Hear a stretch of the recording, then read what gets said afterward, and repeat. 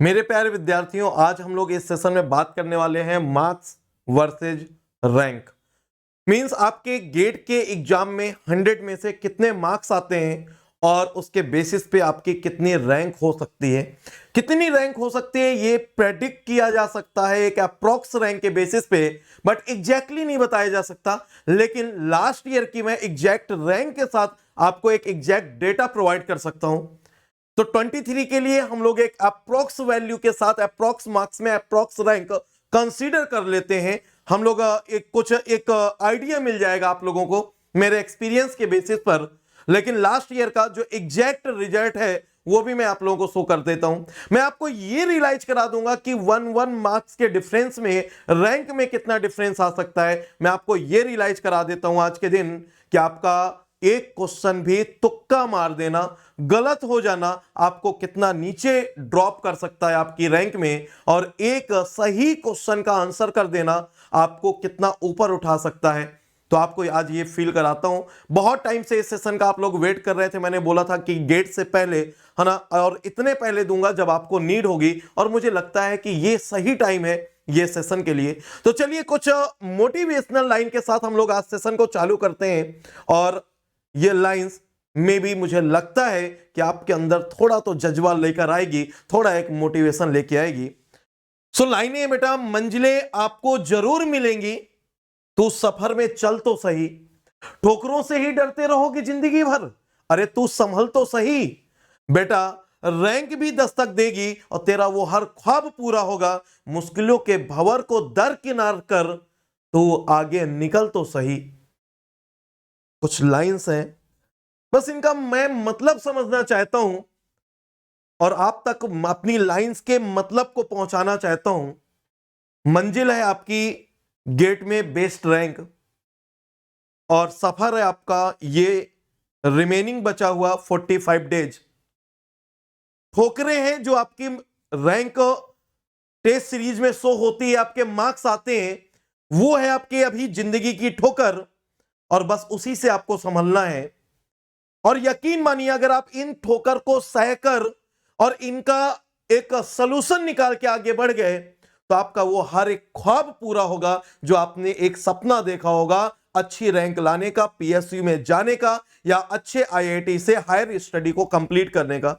मुश्किलों के भंवर को दरकिनार कर, जो आपसे कोई क्वेश्चन नहीं बना आप परेशान हो गए, कुछ कॉन्सेप्ट नहीं हुए आपसे, आप उनको कॉन्सेप्ट में फंस गए, आप परेशान हो गए, आप अपनी मंजिल की तरफ देखकर आगे बढ़ना ही नहीं चाहते हो।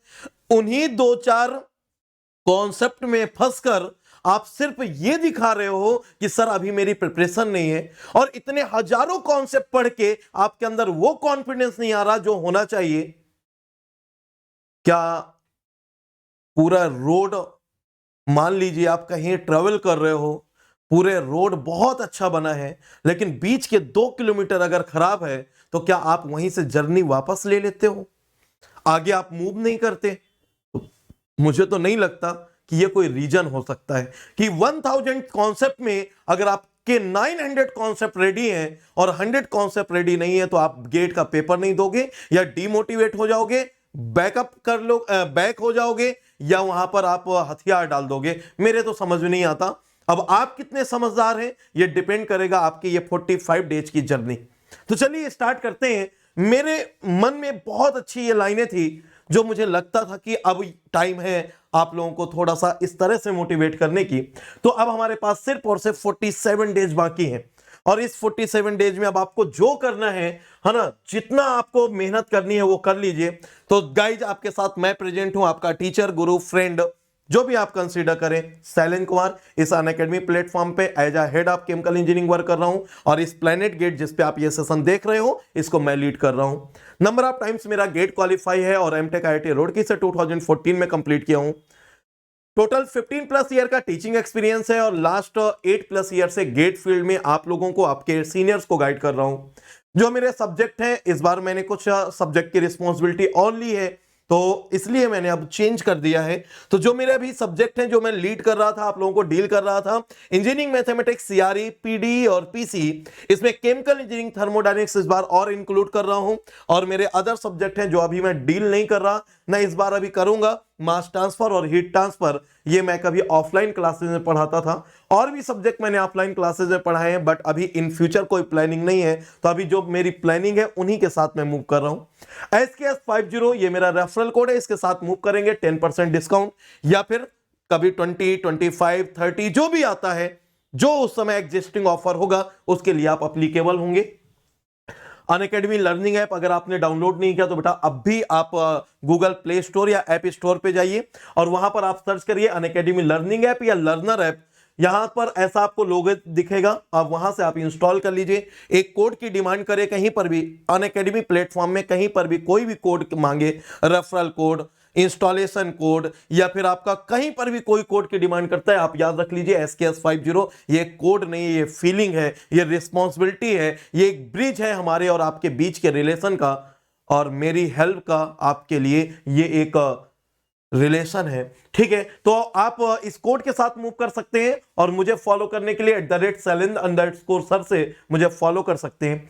क्यों ये ऐप आपके मोबाइल में होना चाहिए मैं अभी आगे बता दूंगा। 23 के स्टूडेंट हो या 24 के, ये आपको मैं आगे अभी सेशन के एंड में एक्सप्लेन करता हूं।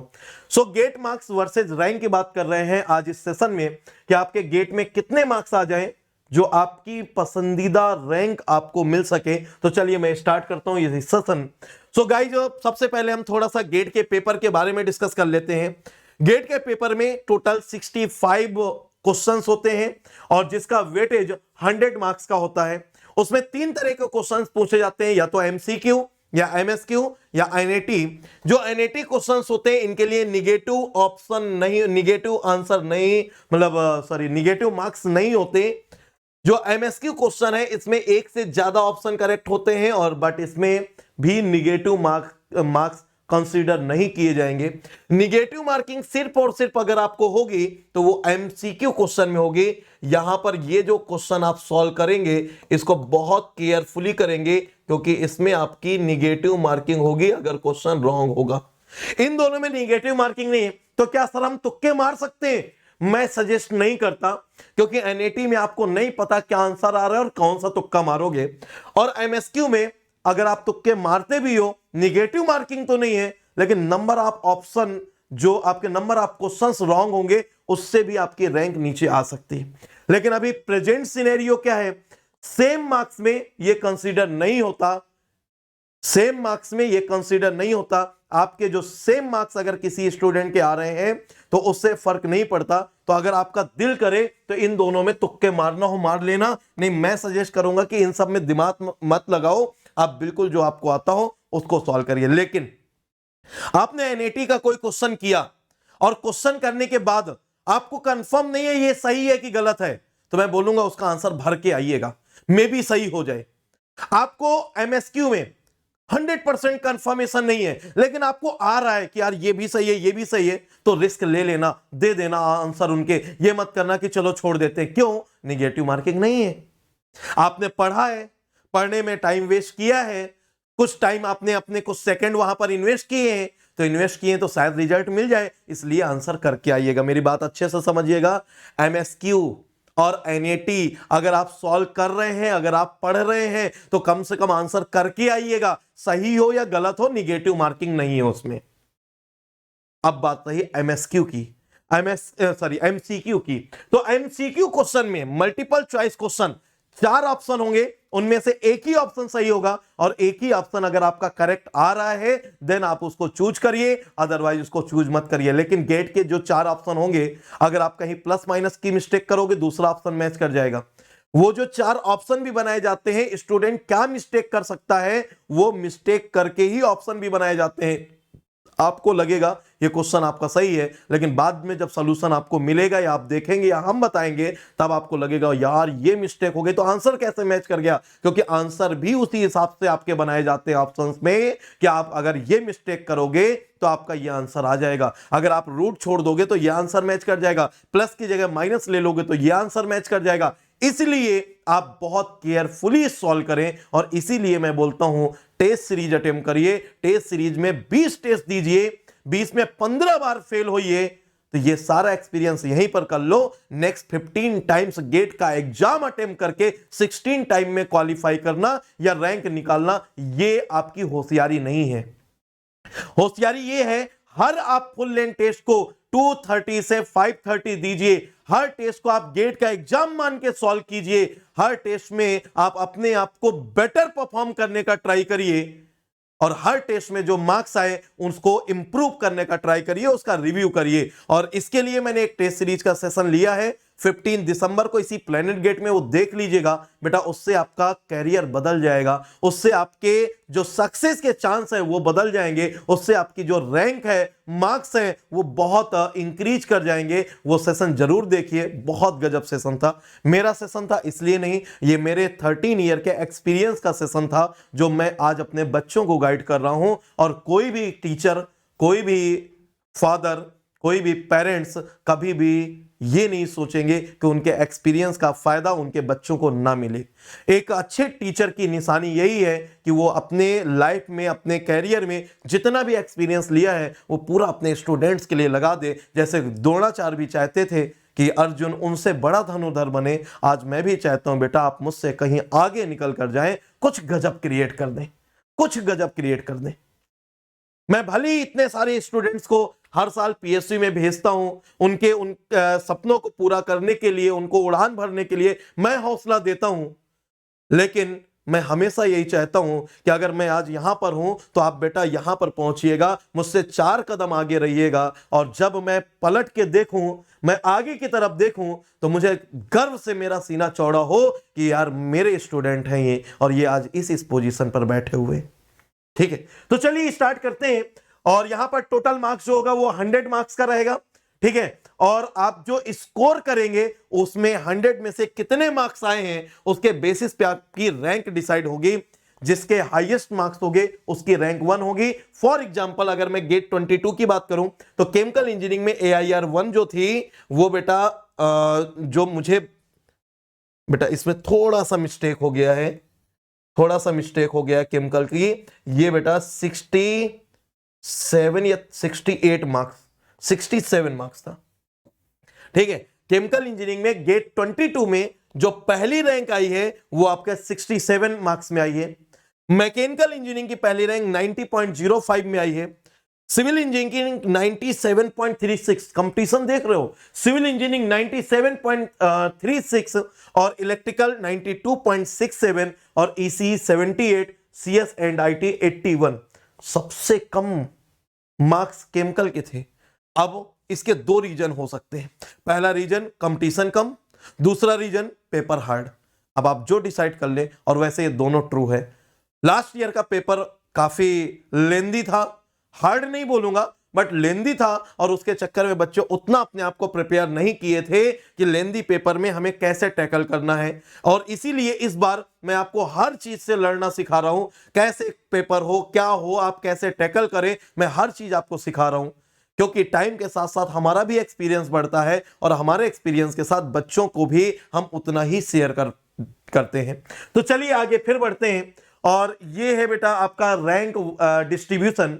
तो ये रैंक डिस्ट्रीब्यूशन आप देख रहे होगे, sir mechanical, CSIT, civil, electronics, electrical, sir इनका हमें क्या मतलब, केमिकल तो दिख ही नहीं रहा। तो बेटा इनसे मतलब है, इनसे मतलब इसलिए है कि आपको मैं ये रियलाइज करा सकूं, ये डेटा इसलिए कलेक्ट करके यहां पर रखा है कि मैं आपको ये रियलाइज करा सकूं कि आप अभी कितने आराम से मूव कर रहे हो। आपके ब्रांच में, आपके स्ट्रीम में कंपटीशन ना के बराबर है। आपका सक्सेस रेट इन लोगों से, अदर ब्रांच से कहीं ज्यादा है। आप लकी हो कि आप केमिकल इंजीनियर हो, आप लकी हो कि आपको एक ऐसा गाइडेंस मिल रहा है, आप लकी हो कि आपको मेहनत नहीं करनी पड़ रही, और हर एक डेटा निकाल के मैं आपको प्रोवाइड कर रहा हूं। हर एक अच्छा क्वेश्चन हो, हर डेटा हो, हर तरह का कोई भी आपको नीड होती है, आपके पास तक मैं लेकर आता हूं। ये काश मैं इतना लकी होता कि मुझे कोई प्रोवाइड करता, मैं सच में जिंदगी भर आभारी रहता। और आज मैं इसीलिए आपके सामने प्रेजेंट हूं क्योंकि मैंने ये सारी चीजें एहसास की थी कि मुझे नहीं मिली, और मेरे आने वाली जनरेशन को, मेरे आने वाले जूनियर्स को ये फेस ना करना पड़े, क्योंकि किसी ना किसी को तो आगे आना पड़ता है, किसी ना किसी को तो सबसे पहले बनना पड़ता है कि चलो मैं करता हूं। पहाड़ को भी तोड़ा था मांझी साहब ने, तो उनको भी पहले आगे आना पड़ा था। ठीक है, तो चलिए मैं जस्ट आपको ये शो करने के लिए ये डेटा लेकर आया कि मैकेनिकल में जो टॉप 10 रैंक होती है वो 90 प्लस मार्क्स में आती है, सीएसआईटी में जो टॉप 10 रैंक होती है वो 80 प्लस में आती है, सिविल में जो टॉप 10 रैंक होती है वो 90 प्लस में आती है, इलेक्ट्रॉनिक्स में 75 के आसपास 73 प्लस में, और इलेक्ट्रिकल में 91 प्लस में। अगर आप टॉप 100 रैंक की बात करें तो टॉप 100 रैंक के लिए मैकेनिकल में आपको 85 प्लस मार्क्स लेकर आना पड़ेगा, सीएसआईटी में 72 प्लस मार्क्स लेकर आना पड़ेगा, सिविल में 78 प्लस लाना पड़ेगा, इलेक्ट्रॉनिक्स में 63 और इलेक्ट्रिकल में 84, ये टॉप 100 में रैंक लाने के लिए। लेकिन केमिकल में आप 70 प्लस भी ले आते हो ना तो टॉप 10 में हो गए। यहां 70 प्लस में ना देखो, सिविल में 78 में भी 100 के ऊपर रैंक, मतलब 70 में रैंक कितनी आ रही है 500 में, और यहां पर केमिकल इंजीनियरिंग में 70 मार्क्स ले आओगे तो आपकी रैंक पता है कितनी होगी, टॉप 10 हो सकती है, पहली रैंक भी आ जाए। लेवल समझ में आ गया? आपको दूसरे से शिकायत होती है ना, सर वो ब्रांच वालों को तो इतनी सारी चीजें मिलती हैं, इस ब्रांच वालों को तो सर इतनी सारी चीजें, उनके लिए सर इतने ऑप्शन अवेलेबल हैं, उनके लिए मार्केट में इतनी सारी टेस्ट सीरीज है, उनके लिए इतने टीचर्स हैं, उनके लिए सर सब कुछ फैसिलिटी है। अरे भला मनाओ बेटा, आज से 4 साल पहले जितना आपको आज मिल रहा है ना उतना भी अवेलेबल नहीं था, उतना क्या जीरो अवेलेबिलिटी थी।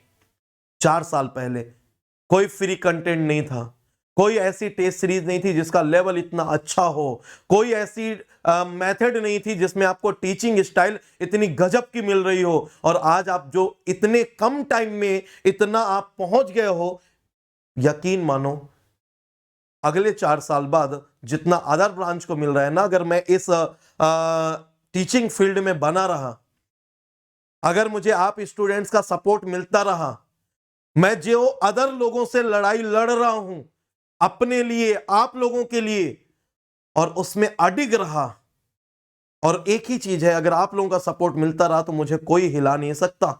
ठीक है, अगर मैं अडिग रहा तो अगले 4 साल में इन सारी ब्रांच को पीछे छोड़ के इतना कंटेंट, इतनी चीजें आपको प्रोवाइड कर दूंगा कि ये ब्रांच और पीछे होंगी हमसे। यकीन मानिए, हमारे में स्टैंड कम है, मुझे उतना सपोर्ट नहीं मिलता, लेकिन आपका जितना सपोर्ट मिलता है ना, मैं उसमें भी लड़ने की ताकत रखता हूं बेटा, क्योंकि बाकी लोगों का मुझे नहीं पता कि उनके अंदर कितना साहस है, लेकिन मुझे पता है कि मेरे चंद बच्चों के लिए भी मैं लड़ने की ताकत रखता हूं और मैं लड़ूंगा।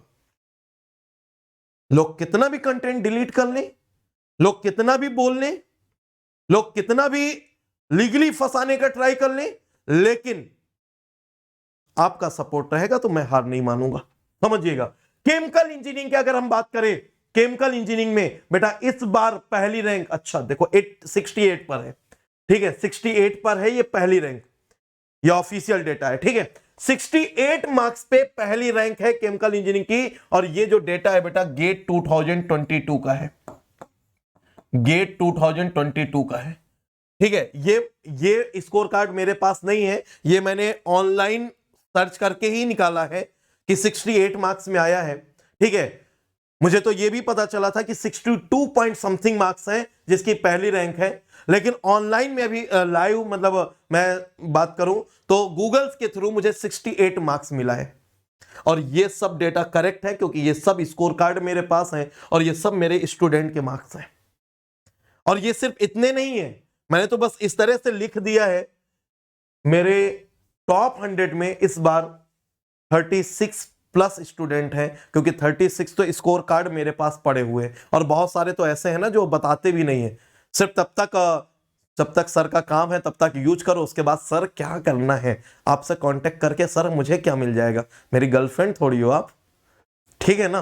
तो चलता है, ऐसे बहुत सारे लोग होते हैं, चलता है। और इनमें से कुछ बच्चों के डेटा मैं ऑलरेडी यूज नहीं करता, क्योंकि उन्होंने गेट में रैंक आने के बाद बस मुझसे एक चीज पूछ ली कि सर मुझे कितना पैसा मिलेगा। पहले पूरी तरह से हेल्प करो, आपके लिए अपनी रातों की नींद को खो दो, इतनी मेहनत करो कि बेटा आपकी रैंक आ जाए, और जब आपकी रैंक आ जाए तो कल के दिन आप ये मांगो कि सर आप मुझे कितना पैसा दोगे, अगर मैं आपके साथ इंटरव्यू कर लूं, अगर मैं आपके साथ बोल दूं कि हाँ मैं सर से पढ़ा हूं तो कितना पैसा दोगे। तो फिर आप लोगों का तो वो भी फिर हो सकता है ना कि जब आपके माँ बाप अपने पैरों पर न चल सकते हो तब आप उनसे ये भी मांग लो कि पापा मम्मी आप मेरे साथ रहोगे तो उसके बदले में मुझे क्या दोगे? पहले अपनी प्रॉपर्टी मेरे नाम कराओ, तब मैं आपके बुढ़ापे का सहारा बनूंगा। अगर ऐसा है ना तो फिर वो मेरा स्टूडेंट तो नहीं हो सकता है उसने बिना मुझसे डिस्कस किए मुझसे शिक्षा दीक्षा तो ले ली लेकिन दिल नहीं जीत पाएगा।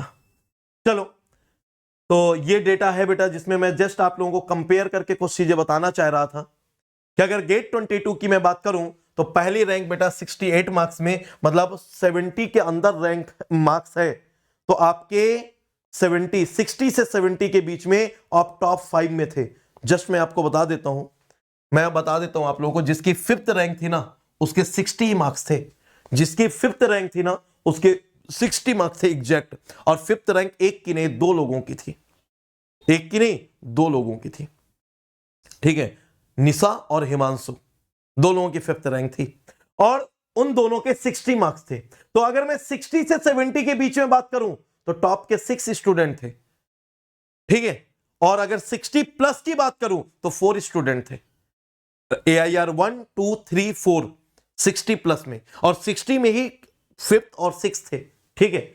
फिर इसके बाद अगर मैं बात करूं 59.33 AIR 8, अब आप समझिएगा गजब की चीज क्या है, इस रैंक के बीच में डिफरेंस कितना है 5 से 8, और इस मार्क्स में डिफरेंस क्या है 1 मार्क्स भी नहीं है। ये 60 है 59.33 0.67 मार्क्स, मतलब ये जो बच्चा था ना ये सात्विक जिसके AIR 8 थी, और ये जो बच्ची थी या बच्चा था हिमांशु या निशा, ठीक है, इन दोनों में डिफरेंस कितना था, इसका एक 2 नंबर का क्वेश्चन ज्यादा गलत हो गया था, इसका एक 2 नंबर का क्वेश्चन ज्यादा गलत हो गया था। इक्वल बाकी मार्क्स सबके इक्वल मान लो सही हुए, एक 2 नंबर का क्वेश्चन इसने गलत कर दिया था MCQ में, इसलिए इसकी रैंक हो गई 8 और इनकी रैंक हो गई 5। बात समझ रहे हो, एक क्वेश्चन गलत करने का खामियाजा समझ रहे हो। अच्छा, अगर मैं इन दोनों के बीच में बात करूं 8 और 10 के बीच में डिफरेंस कितना है, सिर्फ 0.33 का डिफरेंस, कितना है बेटा 0.33 का, रैंक हो गई 8 से 10, मतलब इन दोनों के बीच में इस वाले बच्चे ने AIR 10 अभिषेक, AIR 10 अभिषेक की थी, ठीक है, टॉप 10 के तो नाम रटे हुए मुझे, तो जो टॉप 10 में अभिषेक है, तो ये अभिषेक जो बंदा था, ये अभिषेक के एक नंबर का एक क्वेश्चन गलत हो गया था, इसलिए 10th रैंक थी। अगर वो गलत नहीं हुआ होता तो इसकी 8th रैंक होती, और एक नंबर का क्वेश्चन अगर सही हो गया होता, जो गलत हुआ वो सही हो गया होता, तो उसकी रैंक 5 होती। डिफरेंस समझ रहे हो यार, एक नंबर का क्वेश्चन गलत नहीं होता तो रैंक 8 होती, अगर एक नंबर का क्वेश्चन जो गलत हो गया वो सही हो जाता तो रैंक 5 होती। वो सिर्फ एक नंबर का एक क्वेश्चन, क्या खेल खेल रहा है। मैंने आपको बोला था मैं फील कराऊंगा, आपको फील कराऊंगा कि जो आप एक क्वेश्चन गलत कर देते हो सोचते हो क्या होता है। मैं बोलता हूं बेटा क्वेश्चन पढ़ो, डेटा देखो, फार्मूला दिमाग में, कैलकुलेशन कैलकुलेटर में, और आंसर आपके उस क्वेश्चन पेपर में। अगर आप हर क्वेश्चन में ना 5 सेकंड बचा लेते हो तो 65 क्वेश्चन में कितने सेकंड बचा लोगे, और उतने सेकंड बचा के, मैं बोला 5 बहुत हो गया, 1 सेकंड बचा लेते हो तो बेटा आप 65 क्वेश्चन में 65 सेकंड बचा लोगे, और उसमें एक क्वेश्चन एक नंबर का सही अटेम्प्ट कर ले गए आप, तो आप ये मान के चलिए कि आपकी रैंक 10 से 5 पहुंच गई। ये डिफरेंस है, ये फीलिंग है एक नंबर के एक क्वेश्चन की, उसका सही होना गलत होना। और मैं क्या बोलूं, वो क्वेश्चन अटेम्प्ट ही नहीं करता, वो क्वेश्चन जो गलत हो गया ना एक नंबर का, अटेम्प्ट नहीं करता, तो उसकी रैंक कितनी होती 8, सही हो जाता तो 5, गलत हो गया तो 10। बात समझ रहे हो डिफरेंस।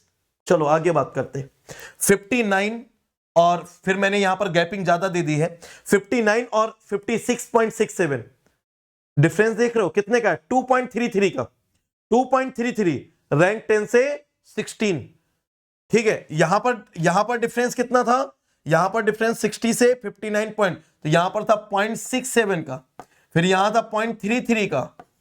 अब मैं इनके बीच में बात कर रहा हूं 10 और 16 रैंक के बीच में, इनमें डिफरेंस कितना है 2.33 का, 2.33, ये AIR 16 अभिनव प्रसाद, ठीक है। तो इसके मार्क्स कितने थे? 56.67।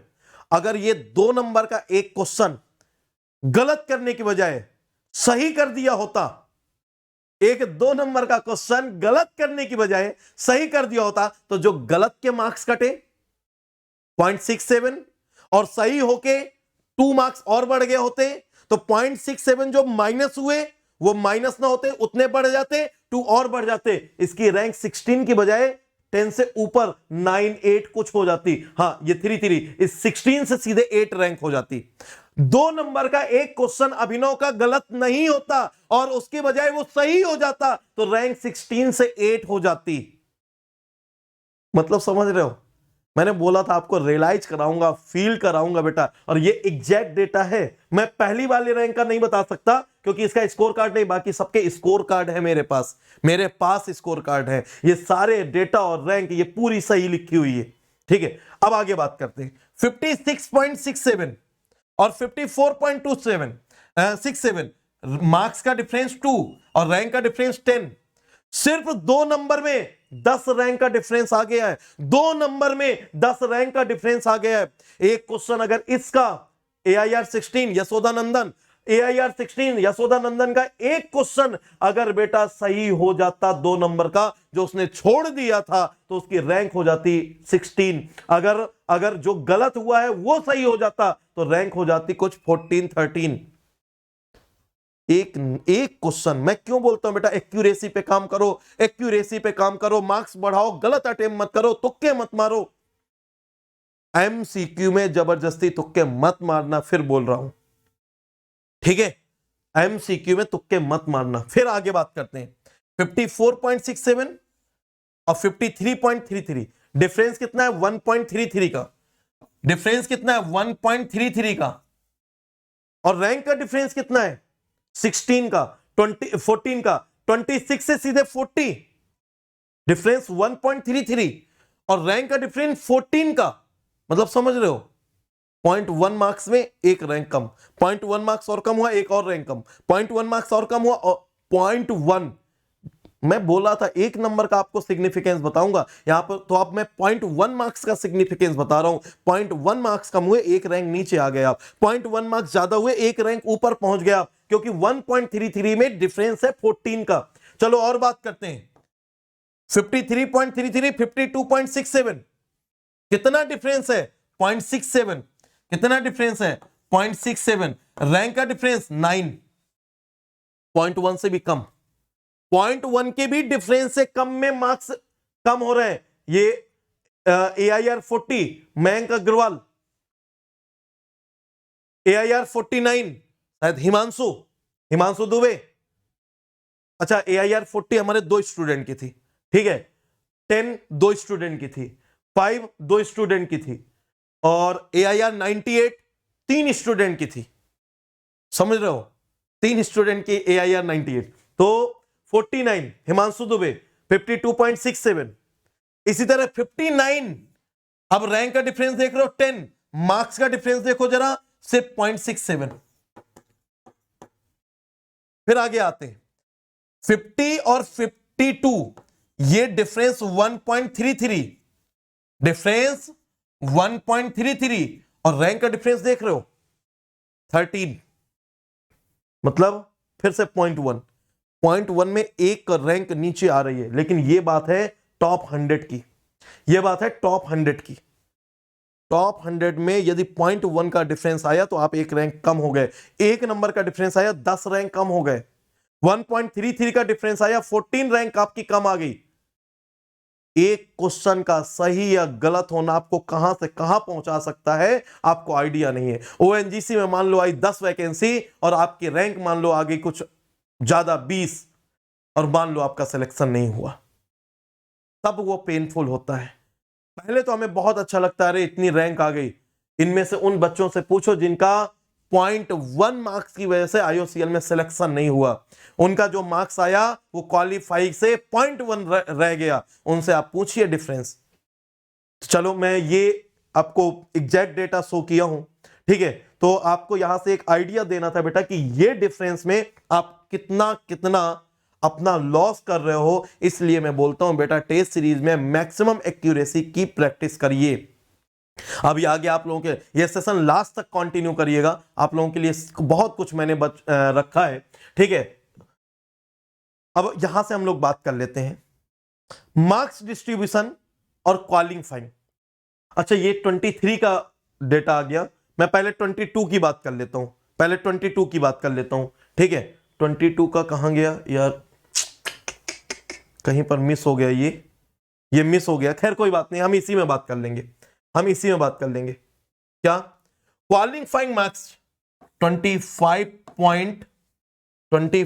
पॉइंट शायद 67 था या 33 था, कुछ ऐसा 25 पॉइंट समथिंग था इस बार का क्वालिफाइंग मार्क्स जनरल कैटेगरी का। अगर हम यहां से देखें बेटा कि जिस बच्चों के मार्क्स 60 से 70 के बीच में थे, वो कितने बच्चे थे, 4 स्टूडेंट थे, और उनकी रैंक टॉप 5 में आई। अगर मैं 60 को इंक्लूड कर लूं तो फिर यहां पर 6 स्टूडेंट हो जाएंगे, टॉप 6 हो जाएगा, ठीक है। अगर मैं उन लोगों को यहां पर रख दूं तो 50 से 60 मार्क्स जिसके थे, 50 से 60 मार्क्स जिसके थे, वो टोटल 76 स्टूडेंट थे, ठीक है। वो सब टॉप 100 में रहे, 50 से 60 के बीच में। मैंने आपको जो शो किया है ये अभी सब 50 के ऊपर है, देखो देखो देखो क्या बात है, 50.67, 72 रैंक, ठीक है। अब जो ये डेटा है समझिएगा, यहां 76 मतलब 50.67 में 4 ये हटा दो, 4 ये हटा दो, तो यहां से आप कैलकुलेट करेंगे 72 में 4 हटा दो तो कितने बचे, 68, और 0.67 में, और यहां 76, 68, 6 और 2 8, मतलब 0.67 में 8 स्टूडेंट हैं, समझ रहे हो। ये एग्जैक्ट डेटा है, एग्जैक्ट डेटा है। जिसके मार्क्स 40 से 50 के बीच में आए हैं वो टोटल 297 स्टूडेंट हैं, और उनकी रैंक टॉप 300 के अंदर रही है। जो स्टूडेंट के मार्क्स 30 से 40 के बीच में आए हैं वो 766 स्टूडेंट हैं, और उनकी रैंक टॉप 1000 में रही है। जो स्टूडेंट 20 से 30 के बीच में रहे हैं तो उनमें से 25 पॉइंट समथिंग जो कट ऑफ था वो जनरल का था, उससे नीचे कुछ ओबीसी का, उससे नीचे एससी का, एसटी का, पीएच का, तो जो वो कट ऑफ रहा है उसके बेसिस पे कई बच्चे क्वालिफाई हुए 25.3 मार्क्स, ठीक है। ये कट ऑफ लिखा हुआ है, तो उसमें 1387 स्टूडेंट रहे हैं, और जो 10 to 20 की मैं बात करूं तो उसमें 282 स्टूडेंट रहे हैं। अब 1 मिनट मैं चाहता हूं कि बेटा आप इसकी पूरी कैलकुलेशन करके बताओ टोटल कितना हुआ।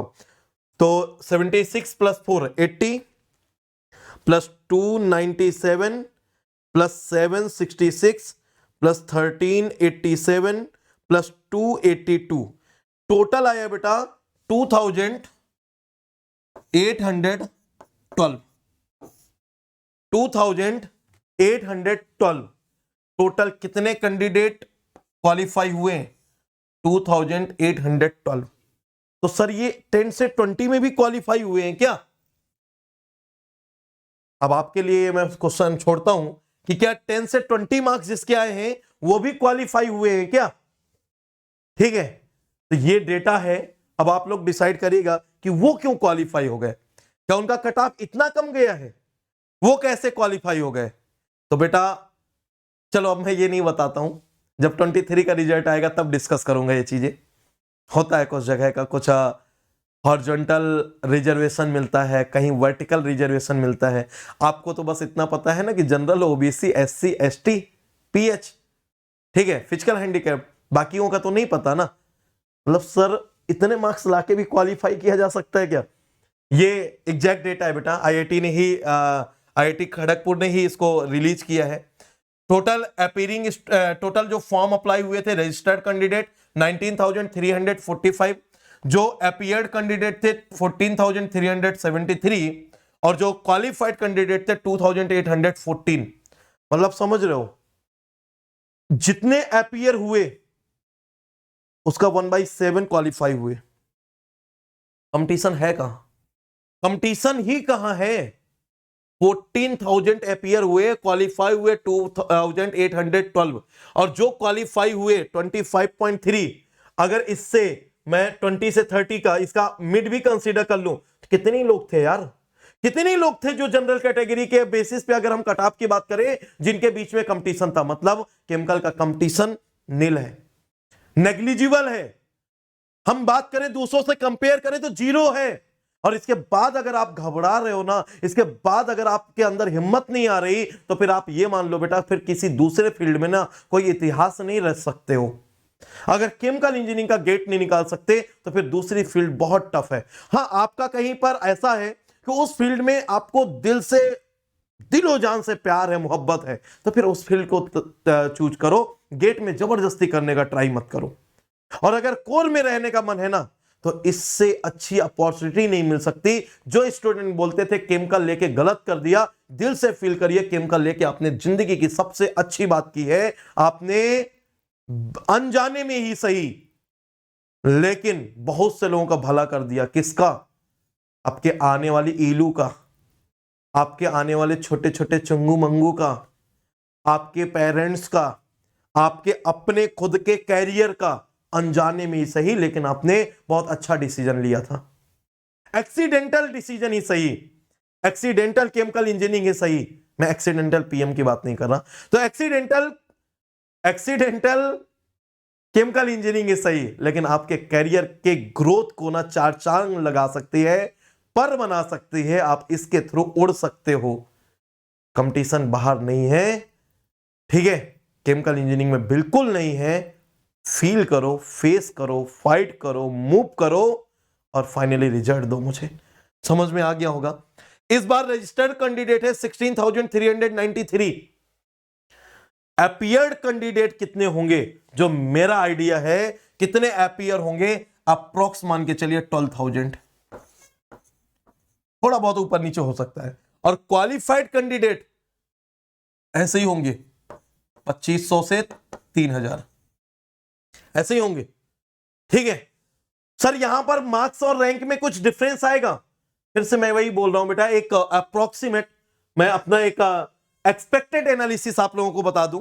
तो एक्सपेक्टेड एनालिसिस मेरी ये है कि टॉप 5 के लिए आप अभी मान के चलिए कि 65 प्लस मार्क्स आपको लाने रहेंगे 2023 में, ठीक है। और टॉप 100 के लिए आप 55 प्लस मार्क्स मान के चलिए। टॉप 300 के लिए आप मान के चलिए कि 45 प्लस के आसपास आपके आने चाहिए। और टॉप 1000 के लिए बेटा आप 40 प्लस या 36 प्लस की बात करिए। तो सर इतने में सर कट ऑफ कितना जाएगा? कट ऑफ बेटा हो सकता है 27 28 हो, बट मैं बहुत ज्यादा डाउन नहीं करूंगा, क्योंकि मेरे इस एक्सपेक्टेड कट ऑफ पर बहुत सारे बच्चे एक अपना वो डिसाइड कर लेंगे कि मुझे मिनिमम इतने मार्क्स लाने हैं, और थोड़ा ऊपर नीचे हो गया तो इसलिए मैं बोलूंगा। वैसे मेरे अकॉर्डिंग कट ऑफ बेटा 28 के आसपास कुछ होना चाहिए, लेकिन मैं फिर भी अभी नहीं बोलूंगा 28, मैं अभी यही बोलूंगा कि बेटा 32 प्लस होगा, 32 प्लस -2 होगा। मैं अभी ये बोलूंगा, पेपर देख के मैं कुछ भी बोलूंगा एक अलग बात है, लेकिन अभी जो मैं बोलूंगा कि आप अपना कट ऑफ डिसाइड करिए। आप मान के चलिए कि किसी भी हालत में आपके 35 से नीचे ना आने पाए।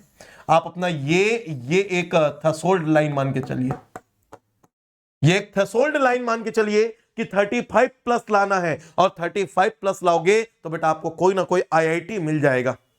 और 35 मार्क्स, सर 35 मार्क्स केवल, यस ओनली। अभी आप टेस्ट पेपर देते हो, कितने मार्क्स आ रहे हैं?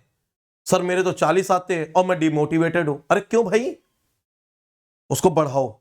ये टेस्ट पेपर है, वो फाइनल एग्जाम होगा। यहां इतना प्रेशर नहीं लेते हो, वहां जबरदस्ती आप लोग प्रेशर ले लेते हो। इसलिए मैं बोलता हूं यहां पर इतने टेस्ट पेपर अटेम्प्ट कर लो कि वहां लगे कि मैं टेस्ट पेपर ही तो दे रहा हूं।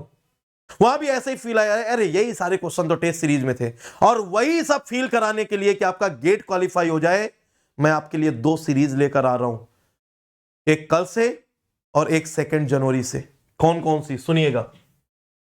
अच्छा, मैं ये सब आपको बता चुका हूं ऑलरेडी, तो इसमें डिस्कस करने का नीड नहीं, क्योंकि इसका ये जो एग्जैक्ट डेटा है या नहीं है, ये तो जब गेट का पेपर हो जाएगा, आईआईटी रिलीज करेगी ऑफिशियली, तब पता चलेगा। अभी ऑफिशियली रिलीज नहीं हुआ, ये डेटा मुझे मेरी टीम की तरफ से मिला है ना, मेरी जो अनअकैडमी की मैनेजमेंट टीम है उसने मुझे दिया, तो उसके अकॉर्डिंग मैं ये डेटा लेकर चल रहा हूं। ठीक है, कल के लिए अगर ये डेटा रॉन्ग होता है तो मतलब मे बी हो सकता है, या हो सकता है सही भी हो। ठीक है, अभी कंफर्म नहीं है मुझे। चलिए सर, ये क्या है? ये बेटा इतने सारे पीएसयू हैं सर, केमिकल में किसके किसके ऑप्शन रहते हैं? तो पावर ग्रिड, ये इलेक्ट्रिकल इलेक्ट्रॉनिक्स वालों के लिए रहता है। ये आपके लिए क्या? एचपीसीएल, ये आईओसीएल, ये ओएनजीसी, ठीक है, ये भेल, सेल, ये बीपीसीएल, ठीक है, और इसी तरह ये गेल, ये सीआईएल, ठीक है, एनएफएल और नाल्को, ऐसे बहुत सारे हैं। सेल, सेल इसमें शायद नहीं दिख रहा मुझे, तो ऐसे बहुत सारे हैं बेटा जहां पर केमिकल इंजीनियरिंग वालों के लिए ऑप्शन रहते हैं। ये सारे पीएसयूज हैं जो रिक्रूट करते हैं गेट के थ्रू। दैट मीन्स आपके वहां पर जो डायरेक्ट जॉब के चांसेस हैं वो भी बहुत अच्छे हैं। ठीक है, और अगर मैं बात करूं, कई बच्चे बोलते हैं सर गेट कर लिया तो फायदा क्या है? सबसे बड़ा फायदा है कि बेटा आप डायरेक्ट पीएसयू में जा सकते हो, जो मैंने अभी दिखाया। दूसरा फायदा है, अगर उतनी अच्छी रैंक नहीं आई बाई चांस, तो आप एमटेक के लिए मूव कर सकते हो। अगर आप एमटेक के लिए मूव करते हो तो 12,400 ये आपको स्टाइपेंड मिलती है। इसी से आपका कॉलेज का जो फीस रहता है, जो हॉस्टल का एक्सपेंसेज है, जो आपका एक्सपेंसेज है, वो सब कवर हो जाता है ना। तो ये आपको स्टाइपेंड, घर से पैसे लेने की नीड नहीं पड़ेगी, इतने स्टाइपेंड में आपका काम चलता रहेगा। ठीक है, आपको एक फाइनेंशियल सिक्योरिटी मिल जाएगी। ठीक है, आप हायर डिग्री की तरफ मूव कर जाएंगे।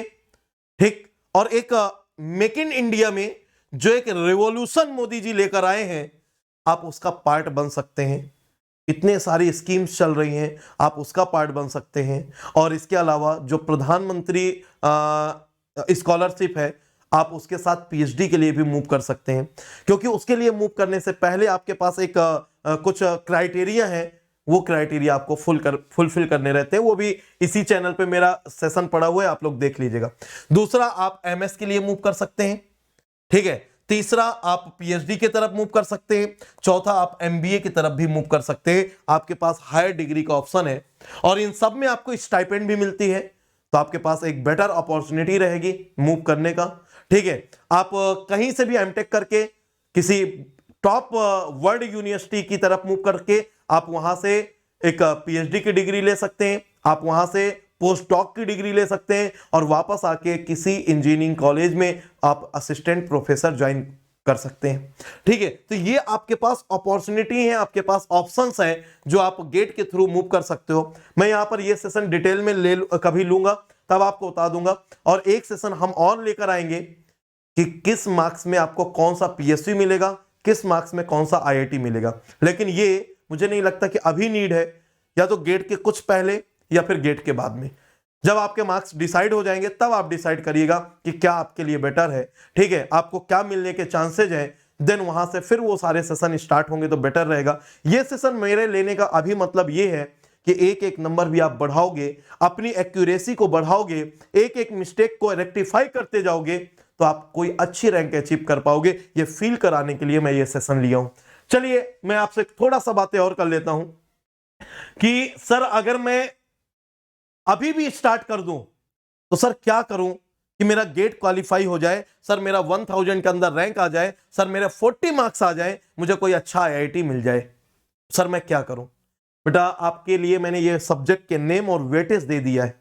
ठीक है, जनरल एप्टीट्यूड, आप कुछ नहीं बेटा, daily daily general aptitude solve करना स्टार्ट कर दो। ठीक है, आप इसको डेली करना स्टार्ट कर दो, और कम से कम मिनिमम 10 मैक्सिमम 20 क्वेश्चन सॉल्व करो। और ये जो क्वेश्चंस होंगे वो पीवाईक्यू होंगे। सर कहां से मिलेंगे ये, मुझे बताओ, मैं दूंगा ना। आपको क्यों हेडक लेनी है? आप पढ़ो यार, आप पढ़ो, आपको जो चाहिए मुझे बोलो, मैं दूंगा। मुझसे नहीं मांगना चाहते, एहसान ना हो जाए सर का, ठीक है। कई लोग सोचते होंगे पता नहीं फिर सर मेरी रैंक छाप लेंगे, है ना। अगर ऐसा लगता है किसी को तो गेट की साइट में जाइए, ऑफिशियली गेट 23 की जो ऑफिशियल आईआईटी कानपुर की साइट है उसमें जाइए, question paper, previous year question paper का ऑप्शन है, ऑल ब्रांच, वहां से डेली एक पेपर डाउनलोड करो, सुबह 10 क्वेश्चन उसमें होंगे, सॉल्व कर लो, उसका आंसर शीट डाउनलोड करो, चेक कर लो, ठीक है। मैं ऑप्शन भी दे देता हूं आपको अगर आप मेरा एहसान नहीं लेना चाहते हो तो, ठीक। 13 मार्क्स का इंजीनियरिंग मैथमेटिक्स, अब यार इसमें एहसान ले लो, ठीक है। तो बेटा ये भी आप डेली करिए, ये भी आप डेली करिए, मिनिमम 15 मैक्सिमम 25 क्वेश्चन, और ये भी आप सिर्फ पीवाईक्यू करिए ऑल ब्रांच, इतना डेली करिए, और इन दोनों का वेटेज मिलके बेटा 28, और यकीन मानिए 1 मंथ आपने डेली इतना कर लिया। अब ये नहीं कि सिर्फ लीनियर अलजेब्रा ही करते जा रहे हो, है ना, सिर्फ उसमें रीजनिंग करते जा रहे हो, ऐसा मत करना, ओवरऑल सब कुछ करना है ना। तो इसीलिए मैं बोलता हूं कि कोई पेपर के क्वेश्चन सॉल्व कर लो, ज्यादा अच्छा। अगर आप इतना कर लेते हो तो 28 में मुझे यकीन है अभी भी स्टार्ट करोगे तो 20+ ला सकते हो, जो पहले से कर रहे हैं वो 23+ ला सकते हैं, जिनका वर्बल पोर्शन अच्छा है वो 25+ ला सकते हैं, लेकिन मिनिमम 20 लाना ही लाना है यहां से। फिर आप आ जाइए सीआरई में, सर अभी कर ले हो जाएगा, मैं बोलता हूं सीआरई में अभी मेरा एक मून नाइट मैराथन पड़ा हुआ है, उसको एक बार पूरा देख लो। कहां है सर, लिंक नहीं मिल रही, मुझे बताओ मैं दूंगा। सर आपको कहां से ढूंढे, अब यार ऐसा मजाक मत करो, ठीक है। मुझे ढूंढने के लिए आप अपने कॉलेज में किसी से पूछ लो, ठीक है, कोई ना कोई ऐसा होगा जिसके पास मेरा नंबर होगा, कोई ना कोई ऐसा होगा। बाकी सोशल मीडिया है, कहीं पर भी मेरा नाम शैलेंद्र कुमार केमिकल इंजीनियरिंग डाल दोगे मैं मिल जाऊंगा, और हर जगह मैंने ओपन करके रखा है, कहीं हाइड नहीं कर रखा अपना नंबर, ठीक है, आपको मिल जाएगा, आप कांटेक्ट कर सकते हो। हमारी रिस्पॉन्सिबिलिटी है, हम यहां पर मतलब दे नहीं सकते, इसलिए मैं आपको नहीं दे रहा हूं, बट तरीका आपको बता दिया। बाकी आप प्लैनेट गेट केमिकल के नाम से टेलीग्राम में सर्च कर लो, उस चैनल का मैं ही एडमिन हूं, ठीक है, आप देख लेंगे, ठीक, वहां से आप मिल जाओगे। बाकी इतने ऑप्शन है, Insta, Twitter, Facebook, Telegram, WhatsApp, इतने ऑप्शन है, हर जगह मैं हूं, ठीक है, ढूंढ लो, और इसके बाद मुझे बताओ, मैं आपको लिंक दे दूंगा। और नहीं तो प्लैनेट गेट में जाओ, प्लेलिस्ट में जाओ, वहां पर सर्च कर लो रिवीजन मून नाइट मैराथन, और नहीं तो यूट्यूब में सीधे डालो CRE moon night marathon by Shailendra Kumar, आपको सेशन मिल जाएंगे, और एक मिल जाएंगे तो बाकी मिल ही जाएंगे, ठीक है। 5 सेशन है, 5 में या 6 है, ठीक है, वो अटेम्प्ट करो। फिर इसके बाद मेरे पास तो आना पड़ेगा, फिर मैंने एक केमिकल की गूगल सीट बनाई है, सीआरई की, मैथमेटिक्स की, पीडी की, पीसी की, वो मुझसे मांग लो, और वहां से मैंने वहां पर कम से कम 60 प्रैक्टिस सेशन दे रखे हैं सीआरई के, वो कर लो। यूट्यूब में पीवाईक्यू मैंने लगभग 300 क्वेश्चन सॉल्व करवाए हैं, आप वो कर लो, जितना कर पाओ उतना कर लो। आप सीआरई में 12 से 14 मार्क्स की आती है, कम से कम 8+ ले आओगे। अगर यहां से 8+ आ गया और ये 28 आ गया, 28 + 8, ये सॉरी 20 आ गया, 20 या 22 आ गया, 22 + 8 30, गेट क्वालिफाई हो गया सिर्फ इन 3 सब्जेक्ट से। क्या आप पीवाईक्यू कर लो, आप मून नाइट मैराथन कर लो, ठीक है, आप मेरे प्रैक्टिस सेशन कर लो, स्पेशल क्लास के फ्री वाले वो कर लो, और यहां से इतना भी कर लोगे ना तो आपके मार्क्स आ जाएंगे। सर अभी कर ले, हाँ अभी कर लो, ठीक है। बाकी सब्जेक्ट आप जितना बढ़ा लो अच्छी बात है। मैं बोलूंगा हीट ट्रांसफर इजी होता है, इसमें कम से कम conduction, radiation, heat exchanger, evaporation, 2-4 चीजें देख लो, है ना। फ्लूइड मैकेनिक्स में आप फ्लूइड स्टैटिस्टिक्स या फ्लूइड डायनेमिक्स, जो आपको इजी लगता हो, बेसिक फ्लूइड प्रॉपर्टी देख लोगे, वहां से 1-2 क्वेश्चन आ जाएंगे। मैनोमीटर, पंप देख लोगे तो 1-8 क्वेश्चन आ जाएंगे। तो ऐसे कुछ इजी टॉपिक कर लो। Instrumentation, process control, first order, second order कर लो, लैप्लास कर लो, इससे 1-2 क्वेश्चन फंस ही जाएंगे, ठीक है। तो कुछ रूट एरे कर लो, ये कुछ चीजें हैं जो आप बेसिक चीजें कर सकते हो। अगर टाइम है आपके पास तो डिस्टिलेशन कर लो, मास ट्रांसफर में से 1-2 क्वेश्चन आ ही जाएंगे। थर्मोडायनेमिक्स में सिर्फ गिने चुने आप क्लासिकल सॉल्यूशन थर्मोडायनेमिक्स के जो फार्मूले होते हैं वो याद कर लो, उनके कुछ कॉन्सेप्ट समझ लो और पीवाईक्यू कर लो, इससे आप कुछ मार्क्स ले आओगे। ठीक है, और ये chemical technology, mechanical operation, plant design and economics, process calculation. Sir ये बहुत छोटे छोटे सब्जेक्ट हैं, छोटे छोटे मार्क्स हैं, छोड़ दें क्या? आपने देखा है बेटा, जब कोई भी योद्धा लड़ाई लड़ने के लिए उतरता है तो वो अपने रथ में सारी चीजें रखता है, धनुष, बाण, भाला, ठीक है, तलवारें, और इसके बाद भी या तो पैर में नीचे या तो इधर एक कटार भी छुपा के रखता है। और जब सारे हथियार उसके फेल हो जाते हैं तब काम आती है वो कटार, तब काम आती है वो छुरी। जहां काम तलवार नहीं करती ना, वहां वो काम आते हैं। आईटी खड़गपुर के पेपर में ऐसा ही हुआ था। तो ये बेटा आपके वो हैं जो हैं छोटे लेकिन घाव बड़े गंभीर करते हैं। ये आपके तब काम आएंगे जब आपका दिमाग चलना बंद हो जाएगा, यहां के क्वेश्चन सॉल्व नहीं होंगे, तब ये क्वेश्चन इतने इजी होंगे कि आप ये सॉल्व करके आप मार्क्स ला पाओगे। एक वॉरियर के पास हर तरीके का आंसर होना चाहिए। वॉरियर वही है जो हर तरह से निपुण है। आपको हर तरह का दिमाग लगाना है, आप मेरे वॉरियर्स हो यार। मैं आपको गाइड कर रहा हूं तो मैं कभी कोई भी सब्जेक्ट लीव करने का इजाजत नहीं देता। कोई बोल दे सर पीसी, मैं वो भी नहीं देता इजाजत। मैं वो भले बोल दूं कि पीसी का क्वेश्चन आए, आपको लगे कि बहुत लेंदी है तो आप छोड़ देना, बाकी सब्जेक्ट का अटेम्प्ट करना, लेकिन मैं ये नहीं बोलता कि पीसी छोड़ के चले जाओ, आप पीडी छोड़ के चले जाओ, आप केमिकल टेक्नोलॉजी या मैकेनिकल ऑपरेशन छोड़ दीजिए। मैं ऐसा कभी नहीं बोलता, क्योंकि वो पूरी तरह से योद्धा नहीं हो सकता जो छोड़ के जा रहा है। इसलिए मेरी कुछ बातों को ऐसा यकीन के साथ गांठ बांध कर रखिए जो आपके लाइफ में काम आने वाली है। जो चीजें बड़ी चीजें नहीं कर सकती, जो काम तलवार नहीं कर सकती, वो काम आपकी छुरी कर देगी। इसलिए इनको छोड़ के नहीं जाना मेरे बच्चों, करके जाना है। केमिकल टेक्नोलॉजी का 29 से क्रैश कोर्स या मैं बोलूं रिवीजन बैच आपका सुमित सर स्टार्ट कर रहे हैं प्लस में। और सुमित सर से अच्छी केमिकल टेक्नोलॉजी वैसे ही मैं बता चुका हूं बेटा, वर्ड में कोई नहीं पढ़ा सकता। उनका एक्सपीरियंस केमिकल टेक्नोलॉजी के लिए गजब लेवल का है। आप केमिकल टेक्नोलॉजी सुमित सर से स्टार्ट करिए प्लस वाले बच्चे, और एक बार पूरा रिवीजन कर लो। डेली 1.5-2 घंटे की क्लास होगी, कर लो कर लो। इससे जो भी मार्क्स जो ऊपर नहीं होंगे तो यहां से 2-4 नंबर चुरा लोगे यार, आ जाएंगे आपके। और एक एक नंबर का जो इंपॉर्टेंस है वो मैंने आपको बताया है, क्या इंपॉर्टेंस है। ठीक है, तो अब समझ लीजिए, छोड़ के कुछ नहीं जाना। तो सर ये बता दो आप सिंपल सा कि मुझे क्वालिफाई करना है, मैं क्या कर लूं? मैं 3rd ईयर का स्टूडेंट हूं सर, मैं क्या करूं? क्वालिफाई करना है मेरे को, कुछ भी हो जाए सर क्वालिफाई कराओ मेरा। मैं क्वालिफाई कराता हूं, आ जाओ, मैं क्वालिफाई कराता हूं।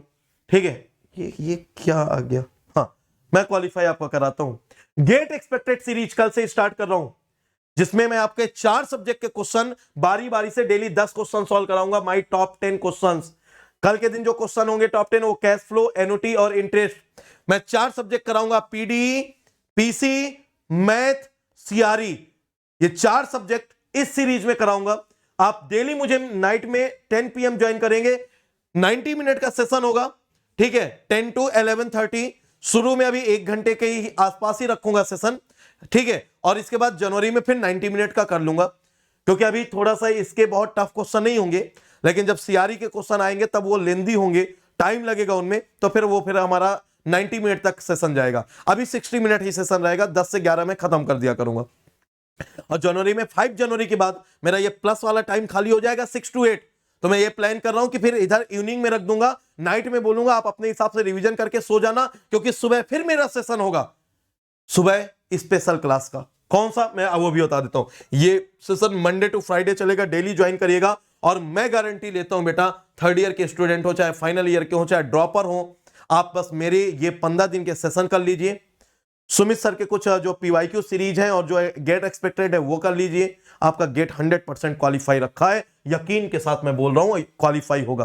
ठीक है यार, पोस्टर कुछ गलत आ गए हैं मुझे लग रहा है, या मैंने दूसरी वाली फाइल स्टार्ट कर दी।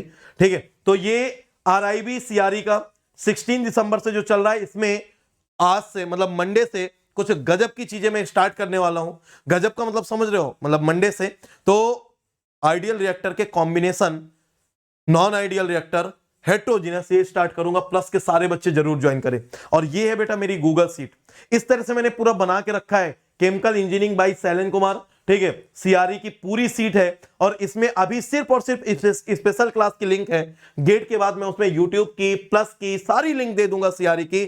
बस आप एक बार ये सीट ओपन करो, आपको क्या करना है ये देखो और मूव करो। सर ये ऐसे 4-4 सेशन है? नहीं बेटा, ये मैंने दिखाया बस यहां पर 4 सेशन है, ये पूरे आपके 45 सेशन है।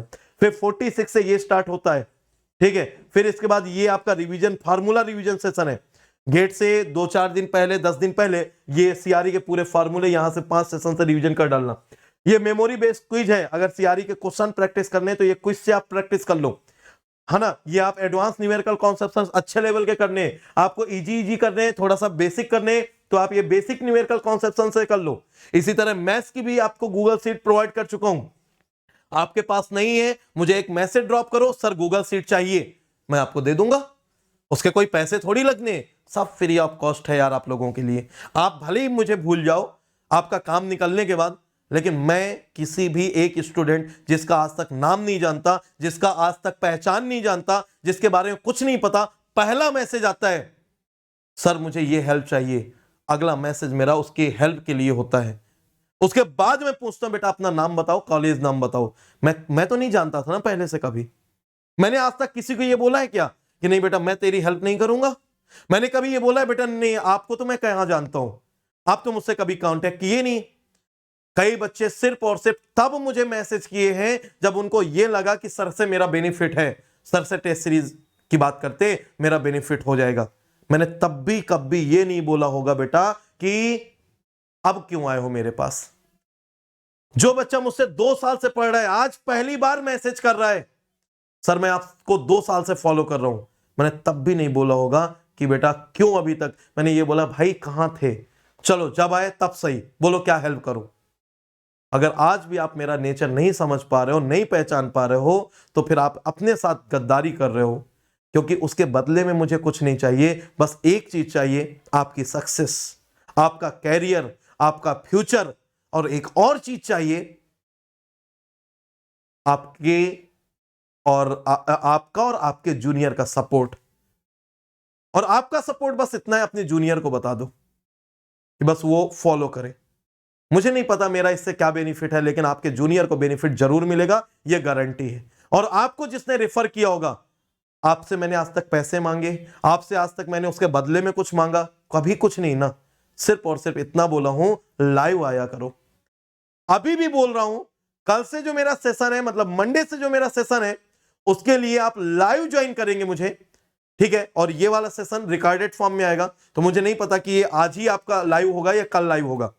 तो मैं बोल रहा हूं मंडे से जो मेरा सेशन है उसको आप लाइव ज्वाइन करिएगा। और ये गेट एक्सपेक्टेड सीरीज और मॉर्निंग सेशन जो 2 मेरे हैं वो मेरे साथ मूव करिएगा। और मॉर्निंग सेशन मेरा क्या है? मॉर्निंग सेशन है बेटा मेरा मैथ्स और एप्टी का। डेली 2 जनवरी से आपको मैथ्स और एप्टी का प्रैक्टिस कराऊंगा। एक साथ मैं आपको लिंक बना के ग्रुप में शेयर कर दूंगा। और अगर आपको नहीं मिले, आप मेरे स्पेशल क्लास में आ जाना और मेरे अनअकैडमी प्रोफाइल में आ जाना, वहां पर फ्री स्पेशल क्लास में क्लिक करना, वहां पर आपको सारी लिंक दिख जाएगी। Lecture 1 morning maths and apti session के नाम से, लेक्चर 2, ठीक है, डेट टाइम दिख जाएगा। और जो टेंटेटिव डेट है 2 जनवरी, जो टाइम है 8 AM मॉर्निंग में आप मुझे ज्वाइन करेंगे, ठीक है। और greatest news, biggest news, bumper offer GATE 24-25 के लिए आने वाला है। तो अभी आप कुछ मत परचेज करिएगा, मुझसे डिस्कस किए बिना डिसीजन मत लीजिएगा। लोन भी लेना है मुझसे डिस्कस करना, कोई भी कोर्स लेना है मुझसे डिस्कस करना, कैसे मूव करना है मुझसे डिस्कस करना, मेरे गाइडेंस में मूव करना। क्योंकि आपको न्यू ईयर रेजोल्यूशन है ना, कुछ आपको मिलने वाला है, कुछ गजब आने वाला है। बिकमिंग अ टॉपर, अगर आप एक सक्सेसफुल जर्नी की तरफ मूव करना चाहते हो तो प्रॉपर गाइडेंस में मूव करिए बेटा, प्रॉपर गाइडेंस में मूव करिए, ठीक है। और गाइडेंस इतना सा कि बेटा ये ओल्ड ऑफर है, गलती से आ गया है मेरे पास यहां पर, ठीक है। अभी न्यू ऑफर आने वाला है, मैं आपको तब बताऊंगा। Rank improvement batch, rank improvement batch में सीआरई का जो ये रैंक इंप्रूवमेंट बैच है, इसमें आपको प्रॉपर मैं आपको गजब तरीके से गाइड कर रहा हूं। और जो गेट 24-25 की स्टूडेंट अभी मुझसे कनेक्ट होंगे, अभी मैं उनको गेट 23 में अच्छा परफॉर्म करने की सलाह दे रहा हूं। और जैसे ही गेट 23 होगा या फिर जनवरी के एंड से मैं एक नया सब्जेक्ट स्टार्ट करूंगा, process calculation and thermodynamics. GATE का पूरा सिलेबस एक साथ कंबाइंड है इसका।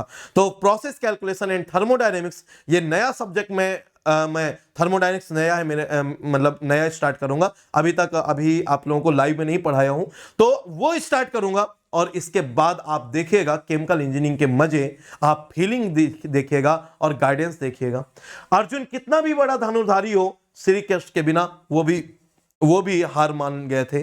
अगर इनके उपदेश नहीं हुए होते तो शायद महाभारत का युद्ध ये लड़ने से मना कर दिए थे। इसलिए बेटा आप भी बहुत बार विचलित होते हो, आपको प्रॉपर गाइडेंस की, एक प्रॉपर सपोर्ट की कॉन्टिन्यूसली नीड है। अगर आप मेरे कोड के साथ मूव करते हैं SKS50, मेरे गाइडेंस में आप मूव करेंगे, सुपर फॉर्म में अपनी जर्नी को कंटिन्यू करेंगे। ठीक है, तो आप बस फॉर्म में कंटिन्यू करते रहिए। 2 तरह के कोर्स हैं, अगर पेड के साथ मूव करना है, प्लस और आइकॉनिक, किसी के साथ कंटिन्यू करिए, चाहे प्लस या आइकॉनिक। कोड याद रखिएगा कैपिटल लेटर में SKS50, गलत नहीं होना चाहिए।